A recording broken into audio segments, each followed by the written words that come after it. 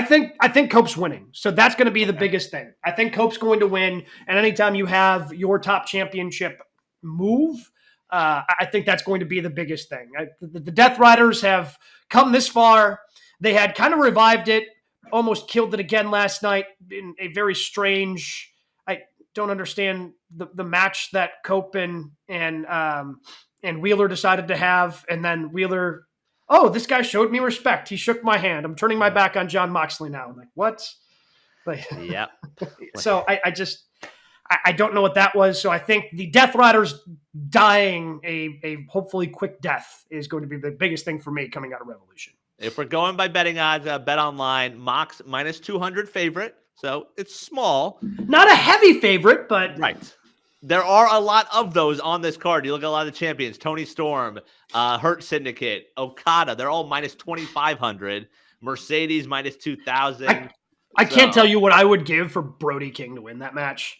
I mean, the dude literally never wins. No. They never let this man win, and he continues to be so over with every damn crowd he goes in front of. Everything he does. Take a bleeping hint and let this man win. Like, he's booked as a monster that always loses. He's right. I 100% agree with that. So, like, looking at this card, it's an AEW pay-per-view. It's going to deliver. It's going to be amazing from top to bottom in terms of the actual wrestling in the ring. I just feel like with the main event scene, it's so just, get it over with, that it's not a big story by the time the show ends Sunday night. I think there's something with MJF and Hangman.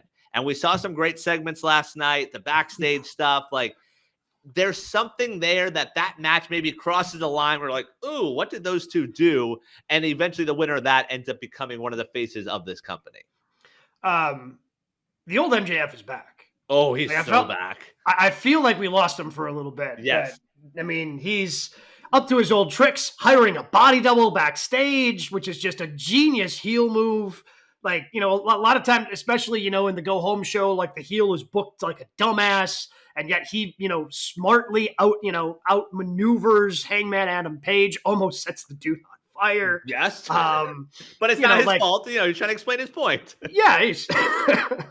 So like that Swerve and Ricochet are the hot, and Timeless Tony Storm versus Mariah May. Like that still has a lot of fun in it for me. But there are some, to your point, I think there's some good things that have a little bit of momentum behind them. And I would say the MJF Hangman and the Swerve Ricochet, both those matches, you can make a case for either guy winning.